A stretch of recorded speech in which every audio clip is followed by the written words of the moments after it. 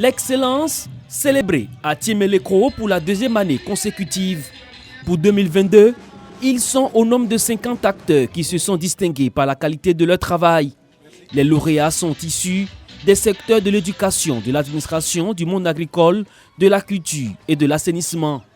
Ils sont repartis avec des diplômes d'honneur, des kits agricoles et d'hygiène, des ordinateurs portables pour les meilleurs élèves au bac, des fournitures scolaires, du matériel de couture et de coiffure, le tout évalué à environ 10 millions de francs CFA. Nous allons beaucoup continuer. On va pour s'entraider, aider nos enfants pour aller à l'école, aider nos maris.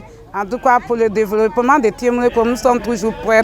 C'est dur parce que je prends ma nef 6 mois et puis 1 an et nettoie dedans. Si tu ne les payes pas, ils ne viennent plus. Mes petits frères et mes enfants n'ont qu'à faire comme je fais.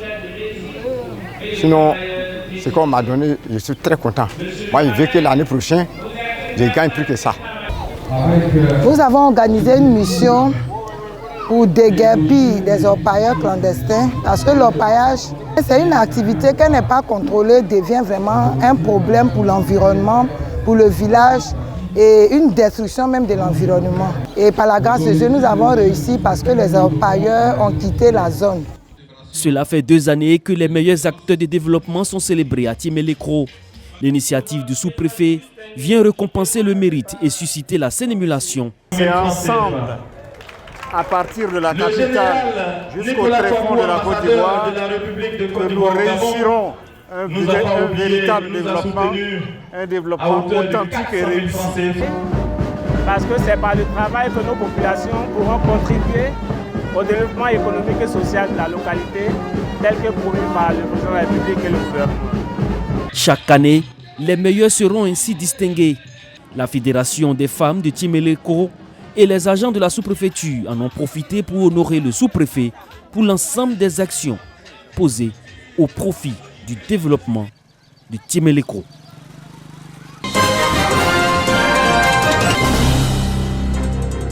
Kofi Gédéon et Kofi Jaurès ont subi avec succès l'intervention chirurgicale le vendredi dernier au CHU de Bouaké.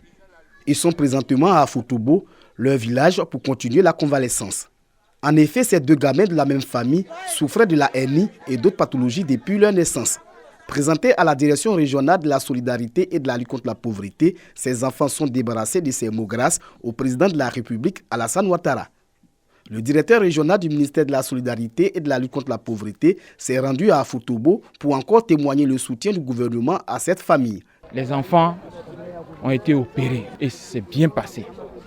Alors aujourd'hui, nous sommes venus non seulement remettre les enfants aux parents, mais leur dire aussi que le président de la République est toujours à leur côté.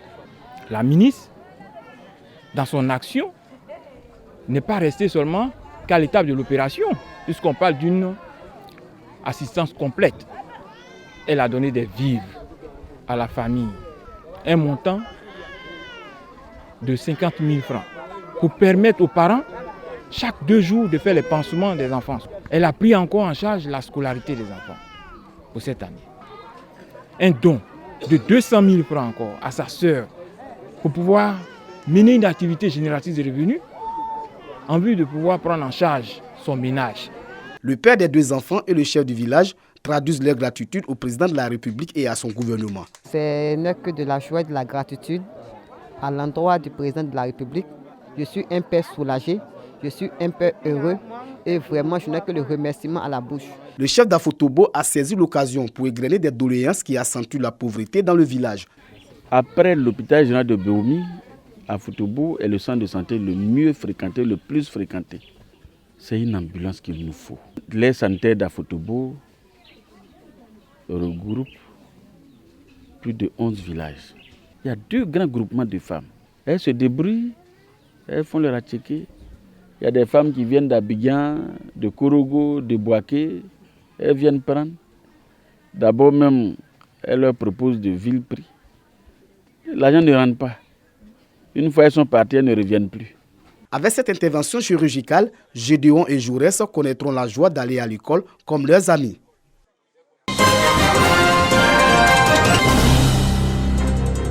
L'opération de renouvellement et de nouvelles demandes de la carte nationale d'identité est en marche à Dimboko. Pilotée par le comité local de l'ONESI, cette campagne d'enrôlement a été lancée en présence des autorités administratives, politiques et traditionnelles de la région d'Unzi. Cette opération de proximité prend en compte les 26 villages de la commune. Il s'agit pour l'ONESI de se rapprocher des populations. Nous sommes à pratiquement 359 personnes enrôlées déjà. On a encore un nombre de personnes encore qui attendent, environ 500 personnes encore enrôlées à ce jour. Plusieurs vraiment de nos populations qui n'ont pas de papiers.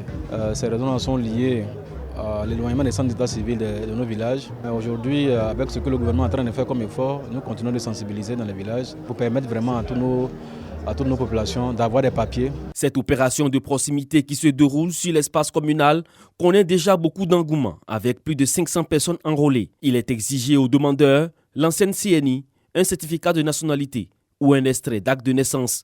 Le timbre, lui, est offert par Atman Aka, un cadre de la région qui entend soutenir les actions du gouvernement dans le cadre de l'opération d'enrôlement. Toujours de soutenir, d'admirer, d'apprécier l'action gouvernementale. Et réussi aujourd'hui à demander à nos parents de venir se faire produire cette carte nationale d'identité pour pouvoir permettre à nos parents de pouvoir se faire enrôler pour l'acquisition de la carte nationale d'identité. Sur place, plusieurs pétitionnaires se sont fait enrôler pour attester de la fiabilité du système.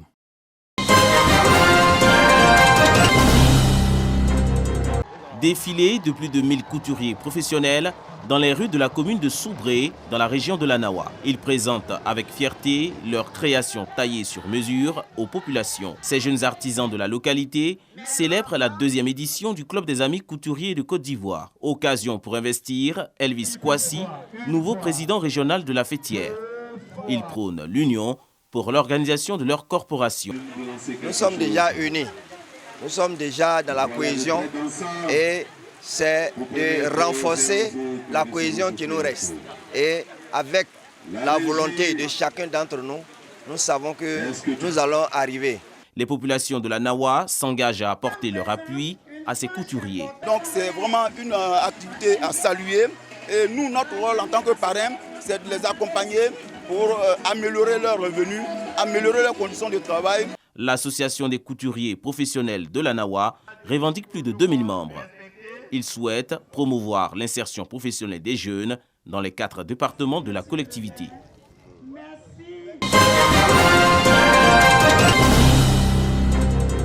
Nguinou, c'est un village de 1000 âmes dans le département de Bongouanou.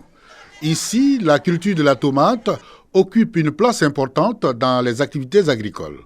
Elle paraît même la principale source de revenus, aussi bien pour les jeunes ruraux que les salariés. Tous ces motos que vous voyez, c'est grâce à la culture de tomates. Moi, ça m'a permis de payer les tôles de ma maison. Dans cette localité, la filière tomate contribue au freinage de l'exode rural. Plusieurs jeunes désœuvrés retournent au bercail pour leur insertion dans ce tissu économique. Nous autres, on était à Abidjan, on ne savait pas, parce que quand on a su que les jeunes revenaient à la terre, on a demandé mais qu'est-ce qui se passe. On a vu qu'il y avait de l'or rouge dans ce village, qui était la tomate. Et tout le monde s'est précipité pour retourner à la terre et ça a réussi pour beaucoup. Avec cette activité maraîchère, le village connaît en ce moment une prospérité qui fait de lui le nouveau grenier du vivrier de la région du Moronou. Avant, on partait à Abidjan pour aller vendre. Mais grâce à ces femmes gros et d'autres frères ivoiriens qui viennent payer sur place, fait que vraiment on ne sort plus comme avant. Ça nous permet d'avoir le temps aussi de faire nos occupations. On paye tomates, aubergines, piments, gomo, bananes, tout ce qu'on gagne quoi, ça dépend. Il y a un temps pour aubergines, il y a un temps pour gomo aussi. C'est par la grâce de Dieu qu'on a découvert ça, ce n'était pas facile. Parce qu'en 2010, je suis partie à Bongouanou, ça n'a pas marché pour moi. Je me suis retournée. En 2011, maintenant, j'ai vu la route d'Indienne et puis je suis venue. Donc depuis en 2011, je suis ici. À Nguinou, les jeunes ruraux n'envient plus aux autres jeunes de grandes villes. Profitant de leur autonomie financière, les acteurs de la filière tomate initient des tournois de football et des activités socio-culturelles, participant à l'animation du village en période de vacances. Nous sommes aussi un village qui est dans l'activité cacao, surtout dans les tomates, comme on dit. de mettre cette jeunesse d'investir dans ce domaine-là. Le village a maintenant fière allure, mais la sécurité reste le souci majeur des habitants. Les locaux dédiés à la gendarmerie attendent toujours leurs éléments.